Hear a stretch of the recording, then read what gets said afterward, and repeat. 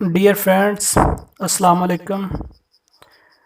आज के इस वीडियो लेक्चर में मैं federal public of service commission 2006 का पेपर आपसे डिस्कस करूंगा। तो इससे पहले मैंने 1985 से लेके 2013 तक पूरे पेपर सॉल्व किए। तो ये paper PPSC lecturer of economics exam point of view से काफ़ी इम्पॉर्टेंट है, क्योंकि ये काफ़ी टेक्निकल क्वेश्चंस हैं। अगर कोई स्टूडेंट इनको सॉल्व कर ले तो वो बआसानी पीपीएससी का पेपर भी क्लियर कर लेगा। तो let's start the first MCQs. First MCQs है, which of the following can be described as flow rather than stock. अब यहाँ पे दो चीज़ें आई हैं, एक है फ्लो वेरिएबल और दूसरा है स्टॉक वेरिएबल्स। तो फर्स्ट ऑफ ऑल मैं आपको इनका डिफरेंस बताता हूँ कि फ़्लो और स्टॉक में डिफरेंस है क्या है। तो एक मिसाल है, उससे हम बआसानी फ़्लोज़ एंड स्टॉक को इजीली समझ सकते हैं। फॉर एग्ज़ाम्पल, अगर मैं आपसे पूछता हूँ कि आपकी पॉकेट में कितने पैसे हैं, तो आप कह देते हैं कि मेरी पॉकेट में सपोज़ 1000 रुपीज़ है, क्योंकि आपकी पॉकेट के अंदर मौजूद है। तो ये आपका स्टॉक है, यानी जो करंट आपने बता दिए। अगर मैं आपसे पूछूं कि आपकी मंथली इनकम कितनी है, तो आप कहते हैं 15,000, यानी टाइम इन्वॉल्व हो गया है। तो ये आपका फ्लो वेरिएबल है, यानी स्टॉक वेरिएबल स्पेसिफिक होता है और फ्लो वेरिएबल्स में टाइम इन्वॉल्व हो जाता है। तो इन चार वेरिएबल्स में से आपने बताना है कि कौन सा वेरिएबल फ्लो वेरिएबल है। तो नीचे डी ऑप्शन से हम शुरू करते हैं। पहले जी दी नेशनल डेट, यानी जो डेट है मुल्क के अंदर, तो हम सिंपल बता देते हैं कि नेशनल डेट कितना है। तो इकोनॉमी के अंदर जो करंट आप बता सकें तो वो आपका स्टॉक वेरिएबल होता है। तो ये आपका स्टॉक है। इसी के पास सी ऑप्शन देखें, वेल्थ। वेल्थ भी आप बता सकते हैं कि आपकी वेल्थ कितनी है। मनी सप्लाई, वो भी आप स्टेट बैंक की जो है ना वो मॉनेटरी पॉलिसी का अनाउंस करता है, तो उसको पता होता है। एक इम्पॉर्टेंट वेरिएबल है नेशनल इनकम। नेशनल इनकम आपकी पूरे साल की इनकम होती है, तो इसलिए ये आपका फ्लो वेरिएबल है। तो ए ऑप्शन यहाँ पे करेक्ट होगी। सेकंड एमसीक्यूज है, all the following curves are U shaped except. तो ये सारी जो है ना यू शेप्ड होती हैं, इनमें से एक यू शेप्ड नहीं होती। तो अब इनको सपोज हम ड्रॉ कर लेते हैं। सबसे पहले जो एवरेज वेरिएबल कॉस्ट, तो एवरेज वेरिएबल कॉस्ट ऐसी होती है और ये यू शेप्ड है, शक्ल से नज़र आ रही है। दूसरी जी एवरेज फिक्स कॉस्ट, ये देखें ये एवरेज फिक्स कॉस्ट है, ये यानी डाउन होती जा रही है लेकिन टच नहीं करेगी एक्स एक्सिस को। दूसरा है जी द एवरेज कॉस्ट। तो एवरेज वेरिएबल कॉस्ट के ऊपर जो कॉस्ट होगी उसको हम बोलेंगे एवरेज कॉस्ट। तो ये भी यू शेप्ड है। मार्जिनल कॉस्ट सपोज ये है, तो ये भी यू शेप्ड है। तो इनमें से सिर्फ एक ऐसी कर्व है एवरेज फिक्स कास्ट जो यू शेप नहीं है। तो आप बी ऑप्शन यहाँ पे सिलेक्ट कर लें, द एवरेज फिक्स कास्ट। तो इसके अलावा सारी जो कॉस्ट कर्व्स हैं वो यू शेप्ड है, तो बी ऑप्शन यहाँ पे करेक्ट है। The long run average cost is tangent to the lowest point on the short run average cost. अब इसमें कह रहा है कि सपोज ये लॉन्ग रन कॉस्ट है, ये वाली, तो वो कह रहा है कि लॉन्ग रन जो एवरेज कास्ट है वो शॉर्ट रन ये वाली जो एवरेज कॉस्ट है उसके टेंजेंट है। तो क्या ये टेंजेंट है? तो ये गलत है, ये कभी भी ऐसा नहीं हो सकता। तो हम ये हो सकता है इसके रेसिप्रोकल के शॉर्ट रन जो एवरेज कॉस्ट होती है वो लॉन्ग रन के टेंजेंट होती है।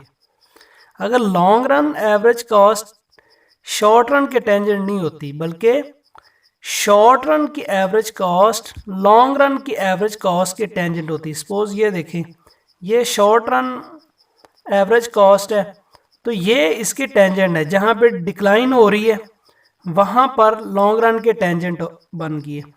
तो ये नेवर की ऑप्शन यहाँ पे हम सिलेक्ट करेंगे कि कभी भी लॉन्ग रन जो एवरेज कॉस्ट है वो शॉर्ट रन के टेंजेंट नहीं होती, बल्कि शॉर्ट रन जो एवरेज कॉस्ट है वो लॉन्ग रन के टेंजेंट होती है। तो ये उल्ट लिखा हुआ है, तो ये बी ऑप्शन यहाँ पे हम चूज करेंगे। क्वेश्चन नंबर 4 है, by imposing a tariff. Tariff क्या होता है? जब बाहर से हम इंपोर्ट्स करते हैं तो इंपोर्ट्स के ऊपर जो टैक्स गवर्नमेंट इंपोज कर देती है उसको बोलते हैं टैरिफ।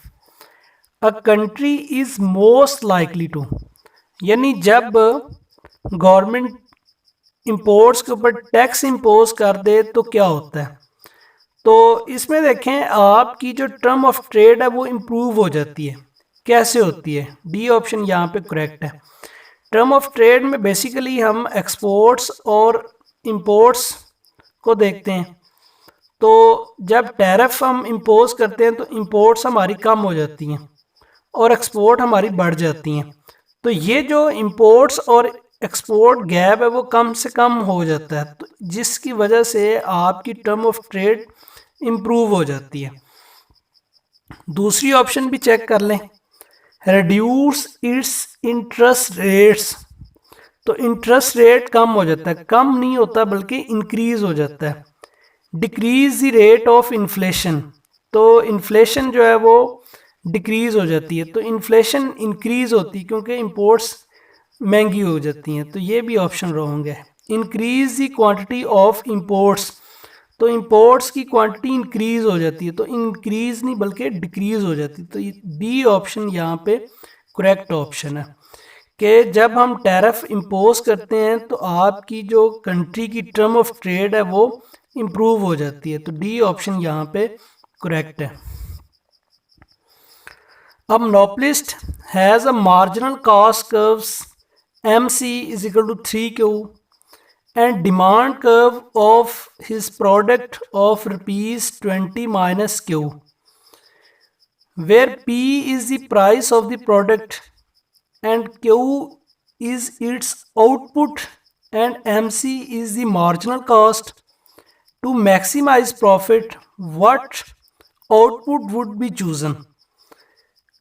उसने MC कर्व दे दी है कि वो 3Q है और डिमांड कर्व की प्राइस भी उसने दे दी है। तो वो कहता है कि अगर मोनोपोली केस हो तो मैक्सिमम प्रॉफिट निकालें। तो हमें पता है मोनोपोली में ये जो कर्व होती है ये होती है एवरेज रेवेन्यू कर्व, और इससे जो नीचे कर्व होती है वो होती है मार्जिनल रेवेन्यू कर्व, और ये जो कर्व है वो आपकी MC है। अब इसमें देखें इक्विलिब्रियम कहाँ पे होता है? जहाँ पर मार्जिनल रेवेन्यू और मार्जिनल कॉस्ट दोनों इक्वल आ जाएं। अब इस क्वेश्चन में मार्जिनल कॉस्ट तो हमारी गिवन है, ये देखें। अब हमारे पास मार्जिनल रेवेन्यू नहीं है, तो फर्स्ट ऑफ ऑल हमने मार्जिनल रेवेन्यू निकालना है। तो कैसे निकालेंगे? ये हमें डिमांड कर्व दी हुई है, P is equal to 20 minus Q। ये देखें P is equal to 20 minus Q। तो मार्जिनल रेवेन्यू टोटल रेवेन्यू से निकाला जाता है, तो P है तो इसको दोनों तरफ Q से मल्टीप्लाई कर दें, तो ये 20Q माइनस Q स्क्वायर आ गया।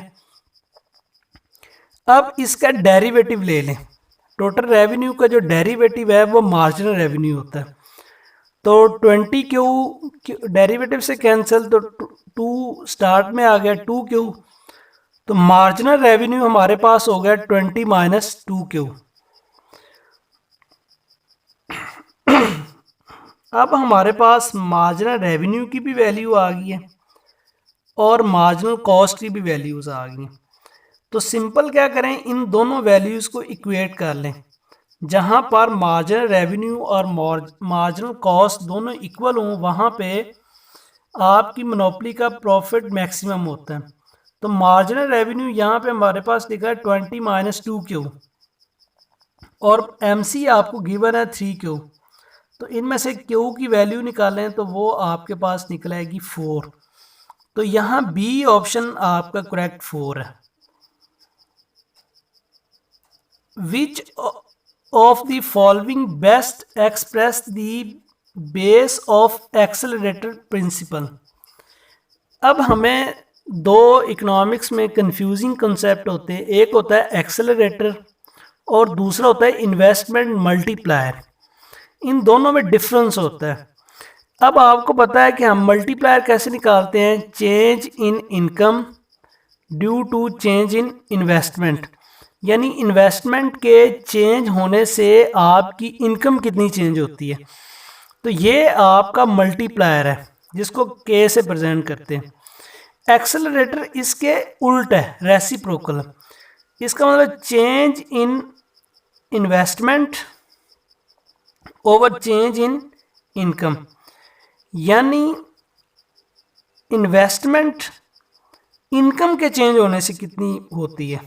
यानी यहाँ पे था कि इन्वेस्टमेंट चेंज होने से इनकम कितनी चेंज होती है, जहाँ पे है इनकम चेंज होने से इन्वेस्टमेंट आपकी कितनी चेंज होती है। तो इसमें ये देखें कि आपका सी ऑप्शन यहाँ पे करेक्ट है। देखें, investment varies positively with change in outputs, यानी investment varies with change in output. तो ये सी ऑप्शन यहाँ पे करेक्ट है। ए ऑप्शन देख लें, investment varies positively with output, कि इन्वेस्टमेंट आउटपुट के साथ जो है ना वो चेंज होती है। तो दूसरा है जी investment varies negatively with output, तो ये भी नहीं है, तो ये पॉजिटिवली चेंज होती है। Output varies positively with change in investment, तो ये मल्टीप्लायर हो जाएगा। 7 क्वेश्चन है, a distinct feature of the classical macroeconomic model is that. अब जो क्लासिकल स्कूल ऑफ थॉट के मुताबिक ये there is full employment in the market, कि मार्केट में फुल एम्प्लॉयमेंट होता है और market always in equilibrium, market equilibrium में होता है, किसी किस्म की कोई बेरोजगारी अनएम्प्लॉयमेंट नहीं होती। तो यहाँ देखें लेबर मार्केट क्लियर। अब लेबर मार्केट क्लियर का मतलब होता है there is no unemployment in the economy, the economy is full employment, के इकोनॉमी फुल एम्प्लॉयमेंट पे किसी किस्म की बेरोजगारी नहीं है। आगे बी ऑप्शन देखें, consumption is function of income, यानी C is equal to CYD। तो ये तो केन्स की थ्योरी थी शॉर्ट रन की, तो ये नहीं है, क्लासिकल नहीं है। Saving is function of income, it's also Keynesian theory.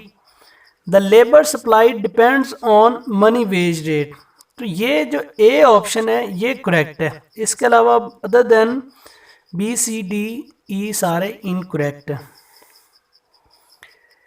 Compare to a completely competitive economy, an economy with some monopolistic firm is inefficient because the, यानी परफेक्ट कॉम्पिटिटिव इकोनॉमी में monopolistic firms जो है वो inefficient होती हैं। अब inefficient वो क्यों होती हैं, तो पहली ऑप्शन है the output of the monopolist firm is too large, कि मोनोपोलिस्ट फर्म की आउटपुट बहुत ज़्यादा लार्ज होती है। तो दूसरा the output of the monopolist firm is too small and the output of the competitive firm is too large. इसमें B option देखें कि जो मोनोपोलिस्ट फर्म्स होती है उसकी जो आउटपुट है वो कम होती है, जबकि कॉम्पिटिटिव फर्म्स की जो आउटपुट है वो ज़्यादा होती है। अब इसको आप ऐसे भी चेक कर सकते हैं, ये देखो डायग्राम है, ये आपकी एवरेज रेवेन्यू है और इससे नीचे ये आपकी मार्जिनल रेवेन्यू है, ये आपकी मार्जिनल कॉस्ट होगी। अब मोनोपोलिस्ट कहाँ पे प्राइस चार्ज करेगा, ये, और ये वाली आउटपुट प्रोड्यूस करेगा, ठीक है। इसको आप कह लें X1, जबकि कॉम्पिटिटिव ये होगा, यानी ये देखें जहाँ पर MC कर्व AR के इक्वल हो जाएगी, यानी वो प्राइसेस भी कम चार्ज करेंगे और आउटपुट भी वो ज़्यादा प्रोड्यूस करेंगे। तो ये बी ऑप्शन यहाँ पे करेक्ट है कि जो मोनोपोलिस्ट फर्म होती है वो इनएफिशिएंट होती है, इसलिए क्योंकि वो प्रोडक्शन कम देती है, प्राइस ज़्यादा चार्ज करती है in as compare to the competitive firms.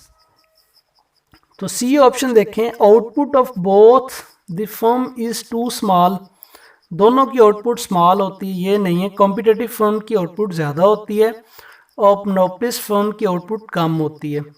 Output of both the firm is too large, दोनों में फ़र्क होता है, इक्वल कभी भी नहीं हो सकते। तो बी ऑप्शन यहाँ पे सिर्फ करेक्ट ऑप्शन है। क्वेश्चन नंबर 9 है, if an increase in the nominal money supply results in no change in level of money income, यानी नॉमिनल मनी सप्लाई आपकी बढ़ जाती है, तो नॉमिनल मनी सप्लाई बढ़ने की वजह से क्या होगा, the price level must have fallen, तो मस्ट फॉलन नहीं होगा बल्कि प्राइस लेवल इंक्रीज करेगा, तो ये ऑप्शन बी रॉन्ग है। Real income must have declined, तो आपकी जब money supply nominal money supply बढ़ जाएगी तो आपकी रियल इनकम कम हो जाएगी, तो बी ऑप्शन यहाँ पे करेक्ट है। The government expenditure have risens, government के अखराजात भी बढ़ जाएंगे। The velocity of money have fallen, fallen नहीं बल्कि इंक्रीज करेंगी, तो बी ऑप्शन यहाँ पे मोस्ट सूटेबल ऑप्शन है। A kink demand curve under oligopoly necessarily implies, अब किंक डिमांड कर्व क्या होती है, जहां पर ये देखें ये आपकी एवरेज रेवेन्यू है, ये देखें जहां पर एवरेज रेवेन्यू, ये जो किंक है उसके ऊपर ये प्राइस है, और ये प्राइस जो डिटरमिन होती है ये कॉस्ट के चेंज होने से, ये देखें ये कॉस्ट के चेंज होने से प्राइस आपकी चेंज नहीं होती। तो ऑप्शन ए देखें, a gap in the marginal revenue, marginal revenue में गैप होता है, ये मार्जिनल रेवेन्यू है। A gap in the marginal schedule नहीं। A formal collusion in price determination, ये जो किंक मॉडल है ये बेसिकली प्राइस डिटर्मिनेशन के लिए यूज़ होता है, ये जहाँ पे किंक बन जाता है ये पॉइंट, वहाँ पे प्राइसेस डिटरमिन की जाती हैं, तो यहाँ पर सी ऑप्शन करेक्ट है। Which of the following will not result in increase in output, तो किसकी वजह से जो आउटपुट में इंक्रीज नहीं होता। अब सपोज देखो, an increase in autonomous spending, ये यहाँ पे वर्ड है स्पेंडिंग वो घट गया, a decrease in autonomous spending, increase in autonomous spending, and increase in lump sum tax, तो ये जब टैक्स इम्पोज करेंगे तो उससे आपकी आउटपुट इंक्रीज नहीं होगी। लम्प सम टैक्स होता है fix proportion of the tax जो गवर्नमेंट किसी भी चीज़ के ऊपर इम्पोज कर देती है, तो डी ऑप्शन यहाँ पे करेक्ट है। When both the price of substitute and price of a complement of commodity X raises, अब यहाँ पर दो चीज़ें डिस्कस की गई हैं, prices of the substitute and prices of the complementary good. Substitute good क्या है, अगर suppose price of X increase हो जाए तो क्वांटिटी ऑफ Y क्या होगी, इंक्रीज होगी, तो इसका मतलब ये पॉजिटिव रिलेशनशिप है। कॉम्प्लीमेंट्री गुड में क्या है जी, प्राइस ऑफ एक्स अगर इंक्रीज होती है तो क्वांटिटी ऑफ वाई आपकी डिक्रीज हो जाएगी। कॉम्प्लीमेंट्री तो ये नेगेटिव रिलेशनशिप है, तो ये दोनों केसेस यहाँ पे होंगे। ये हमारा सब्स्टिट्यूट गुड के केस में, ये कॉम्प्लीमेंट्री, तो दोनों इकट्ठा हमने स्टडी करना है। राइज भी है, फॉल भी है, अनचेंज भी है, ऑल ऑफ द अबव। ये डी ऑप्शन यहाँ पे करेक्ट है। In drawing of farmer supply curve, यानी आपने ये जो है ना, जो सप्लाई कर्व है ये निकालनी है, ये वाली सप्लाई कर्व है suppose for a commodity all, but which one of the following are kept constant. इनमें से देखें, टेक्नोलॉजी अगर चेंज हो तो आपकी सप्लाई कर्व शिफ्ट हो जाएगी। The price of inputs, input की प्राइसेस अगर चेंज हो जाएं तो आपकी जो सप्लाई कर्व वो शिफ्ट हो जाएगी। Feature of nature such as weather condition, weather condition के भी चेंज होने से आपकी सप्लाई कर्व चेंज हो जाएगी। तो जहाँ पे कांस्टेंट किस वजह से रहती है, तो कांस्टेंट अगर देखें ये क्वांटिटी है, ये प्राइस है P1, अगर प्राइस बढ़ जाए P2 हो जाए तो ये ऐसे रहेगी। तो अब the price of the commodity under concentration, यानी जो चीज़ है उसकी प्राइस के अलावा दूसरे जो वेरिएबल्स हैं उनकी वजह से चेंज होगी। तो अगर सप्लाई कर्व कांस्टेंट रहेगी तो वो जस्ट डी ऑप्शन है कि उसकी अपनी प्राइस की वजह से कांस्टेंट रहेगी। ठीक है, तो डी ऑप्शन यहाँ पे करेक्ट है। The demand for money is, money demand क्या है? अब according to the Keynesians liquidity preference theory कि money demand is the function of the interest rate, और मनी डिमांड जो है वो इंटरेस्ट रेट के साथ नेगेटिवली रिलेटेड है। देखें, ये money demand is function of output and interest rate. तो केन्स की जो थ्योरी उसमें उन्होंने कहा है कि मनी डिमांड हम करते हैं, हमारे 3 ऑब्जेक्टिव्स होते हैं। We demand for money for the transaction motives, ठीक है, और दूसरा हमारा जो मोटिव होता है वो है प्रिकॉशनरी मोटिव्स, और थर्ड जो मोटिव है वो होता है स्पेकुलेटिव मोटिव्स।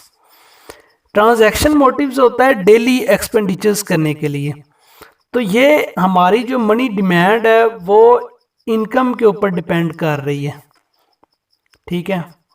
और प्रिकॉशनरी मोटिव्स होता है अनएक्सपेक्टेड इंसिडेंट्स को रिकवर करने के लिए, तो ये भी इनकम के ऊपर डिपेंड करती हैं। जबकि स्पेकुलेटिव मोटिव होता है आप कारोबार करने के लिए जो यूज़ करते हैं, तो वो इंटरेस्ट रेट के ऊपर डिपेंड कर रही होती है।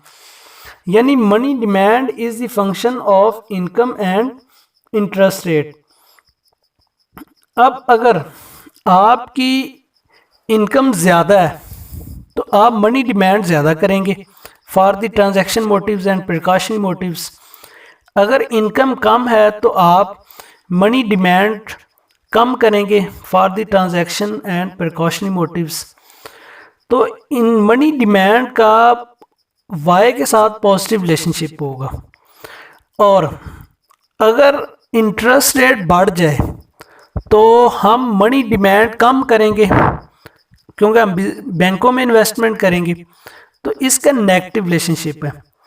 यानी मनी डिमांड का आउटपुट के साथ पॉजिटिव रिलेशनशिप है और इंटरेस्ट रेट के साथ नेगेटिव रिलेशनशिप है। अब इन ऑप्शंस की हम स्टडी करते हैं। Positively related to output and negatively related to the rate of interest, तो ये ऑप्शन ए यहाँ पर करेक्ट है। Simultaneous equilibrium in the money and goods market exist। अब देखें, ये हमारा वाई एक्सिस पे इनकम है, एक्स एक्सिस पे इनकम है और वाई एक्सिस पे इंटरेस्ट रेट है। ये हमारी आई एस कर्व है और ये एल एम कर्व है। तो जहाँ पर आई एस और एल एम मिल जाएं, इंटरसेक्ट कर जाएं, तो वो एक सिंगल इंटरेस्ट रेट होगा सिंगल आउटपुट पे। तो देखें, बी ऑप्शन है at only one output level at rate of interest. तो ये सिर्फ एक ही आउटपुट लेवल होगा एक ही इंटरेस्ट रेट पे। तो यहाँ पर बी ऑप्शन करेक्ट है। When there is full employment and aggregate supply is positively sloped. Full employment है और एग्रीगेट सप्लाई आपकी पॉजिटिवली स्लोप्ड है। सपोज ये देखें, ये क्वांटिटी है, ये प्राइस है, ये आपकी एग्रीगेट सप्लाई कर्व है, ये आपकी एग्रीगेट डिमांड कर्व है, जहां पर इक्विलिब्रियम है। तो a decrease in tax increases, तो टैक्स जब डिक्रीज करेंगे तो आपकी सप्लाई क्या हो जाएगी, बढ़ जाएगी। ये देखें, सप्लाई S1 से S2 हो गई है। जब सप्लाई बढ़ गई है तो डिमांड भी क्या होगी, अल्टीमेटली ज़्यादा होगी, डिमांड भी बढ़ जाएगी। तो क्या होगा, आपकी जो आउटपुट है वो Y1 से Y2 पे हो जाएगी, जबकि प्राइसेस आपकी कांस्टेंट रहेंगी। तो यहाँ पे आप देख लें जो ऑप्शन है, the price level and output increase, नहीं प्राइसेस आपकी कांस्टेंट रहेंगी, आउटपुट आपकी इंक्रीज हो जाएगी। The price level but has no effect on output, ये भी रॉन्ग है। Output but has no effect on the price level, output increase करेगा लेकिन प्राइस लेवल पर कोई इफेक्ट नहीं पड़ेगा। तो सी ऑप्शन यहाँ पे करेक्ट है। इन MCQs नंबर 17 है, if a straight line demand curve is tangent to the curvilinear demand curve. अब देखें यहाँ पे सपोज हम दो डिमांड कर्व ड्रॉ कर लेते हैं, या यहाँ एक्स एक्सिस पे हम क्वांटिटी लेंगे और वाई एक्सिस पे हम प्राइस लेंगे। तो ये जो आपकी है ये स्ट्रेट लाइन जो डिमांड कर्व है इस टेंजेंट, टेंजेंट का मतलब होता है इंटरसेक्ट कर देना, छूना।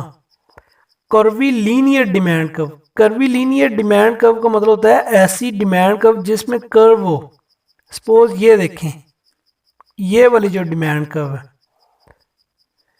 वो कहते हैं अगर स्ट्रेट लाइन डिमांड कर्व और कर्वी लीनियर डिमांड कर्व आपस में इंटरसेक्ट कर जाए,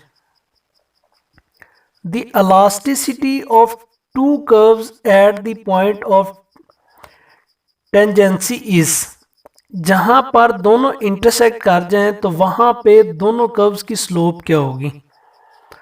तो ये बेसिकली वही कॉन्सेप्ट है कंज्यूमर इक्विलिब्रियम का, जहां पर इंडिफरेंस कर्व बजट लाइन को टच कर दे। तो उस वक्त हमने पढ़ा था कि slope of indifference curve equal to the slope of budget line.